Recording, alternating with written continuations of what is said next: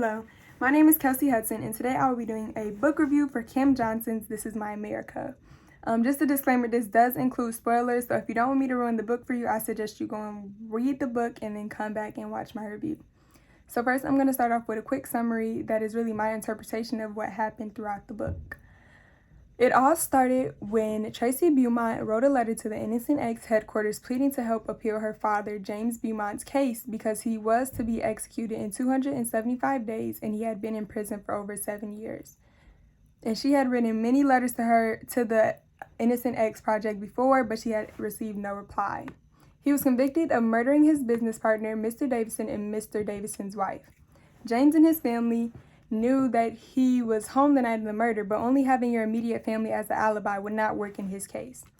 Through all of this, Tracy's brother, Jamal, was a well-known track star, and Jamal and his family were called to have an interview to highlight all of his successes, and Tracy saw this as a perfect opportunity to advocate for her dad and hopefully bring attention to his case and have it appealed. Tracy's family knew she would try to pull a stunt like that, and they pleaded with her to let Jamal have a spotlight and not ruin his reputation by being known as the quote-unquote murderer's kid. But Tracy did it anyway, and her family was very upset. Tracy's family was coming to terms with her father's soon execution, and they tried to get her to do the same, but she was not going to give up. Amidst all of this going on with her dad, Tracy was still dealing with her desire to be the school newspaper editor, crushes, friendships, while also struggling with the fact that her wrongly convicted father would soon be executed.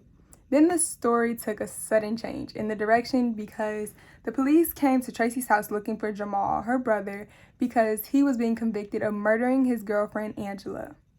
Tracy would not let yet another innocent black man go to jail, so while her brother was fleeing law enforcement, she started working on a plan to help Jamal. Tracy's friends helped her and they started their own investigation, and amidst all of this, a man finally agreed to help fight Mr. Beaumont's case. So at the scene where Jamal was being arrested because of the murder, Mr. Richard Brighton was convicted of the murder of Mr. and Mrs. Davidson, and Jamal and Mr. Beaumont's cases were dismissed. From this, Tracy started her own podcast focusing on injustices we face every day. My favorite part of the book was when, despite her family's orders to remain silent, Tracy used her opportunity to bring light to her father's case. Without this, Jamal would be in prison and Mr. James would be dead. Because without Tracy's perseverance and actually trying to find evidence for the case, both of them would just be in jail by that point. So one of my favorite characters from this book was Tasha because she really showed how important empathy was and demonstrated how a real friend should be. Because when Tracy needed to see her dad, Tasha was always there. And since Tasha's father was also in prison at one point, she knew how Tracy felt. So she stood by Tracy throughout the entire part of this journey. A point in the story where I felt really surprised was when Jamal came in all bloody and then the police came. This moment of uncertainty for readers that Kim Johnson created really helped emphasize exactly what was about to happen. We had no idea what Jamal did or where he was going, but it kept the readers in the dark for a moment, and that really opened doors to have readers use their imagination to determine what could happen. And then soon after, we were hit with something unexpected, that Jamal was convicted of murder. This is a complete shocker because he was seen as a neighborhood hero who, despite his circumstances, made a name for himself. Also, at this point in the book, I was happy to see Tracy use what she knew about the criminal justice system to help her brother. When the police came, she stalled them and examined the warrant in order to give Jamal time to escape, which worked perfectly.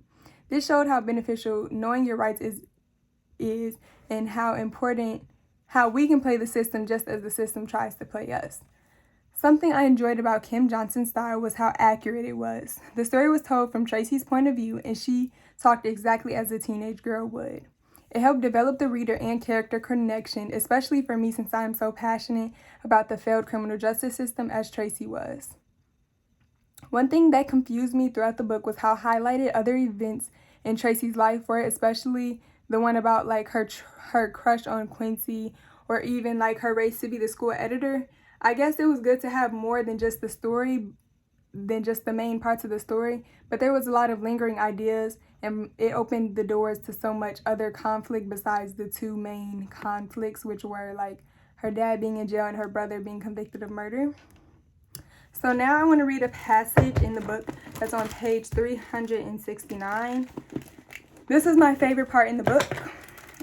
It says, "But I can't stop. You knew you were innocent. Why didn't you say it? Tell us the truth. For the first time, say it." I did what I was supposed to do. I saw Richard leave the office after 7:30. I waited an hour to hear from Kathy, but she wouldn't answer my calls. So I dialed 911. I did. I got someone to check on them at their office. Why didn't you say something? Mama finally breaks her silence. She's holding Corinne now, who's lying over her crying. Everyone was so convinced that the case was closed. I called the police to check on her. I was interviewed and shared my doubts. Wasn't that enough? If I accused Richard directly, he'd hurt me, threatened to disclose things about my father. But your father had been dead 5 years now, Mr. Evans says. Things were settled. James had a trial. They found him guilty. Mrs. Evans rocks in place, sobbing. My God, what did I do? She's facing reality, the truth she's always known. I can't take it any longer. I stand up. 7 years we suffered because she was afraid to get involved, passive enough to watch this happen because it wasn't her responsibility. At this time, Mrs. Evans held the answers to my daddy's freedom, and she said nothing. I think that passage is so important because it shows how a lot of people, we do have the key to set people free, but because of we're afraid of what other people are going to think or other people are going to do, we don't speak up. And in this instance, an innocent man was about to be killed because of it. So because of Tracy's perseverance, they were able to dig deep into this situation and then make it come to light where Richard Bryden was accused and her father and her brother were set free. Other students might enjoy this book because it hits so close to home, especially with all the police brutality and incarceration throughout minority communities. My peers show they care about these injustices we see on a daily basis, and this book would be such an inspiration for other teens like Tracy to use the platform they are given to fight for what is right. It shows that even though it seems like there's no way out, the fight isn't over until you give up. I believe that if I was in Tracy's shoes, even if my dad was already executed, I would still work to prove him innocent because he deserves it. It was heartbreaking to see Mr. Beaumont even give up on himself because he started to come to terms with his execution. But Tracy perseveres despite the naysayers, and both her father and her brother are free. And she is now using her platform to spread light on issues that we face on a daily that people are still ignorant of. This gives us a voice, and Kim Johnson's message was so encouraging. This Is My America included so many lessons, but one I definitely take to heart is that radical innovation has no age. So my ultimate conclusion is that this book is a must-read. It brings attention to so many modern issues facing America, and this teen perspective allowed us to see how these same adult injustices affect the younger generation. And this same younger generation will persevere to advocate for the people who don't have the same platform or assistance they need. The book is something we need at a time as this, so please, when picking your next book, consider this life-altering story, This Is My America by Kim Johnson, because it is a book that will open your eyes and a lesson you will not forget. Thank you.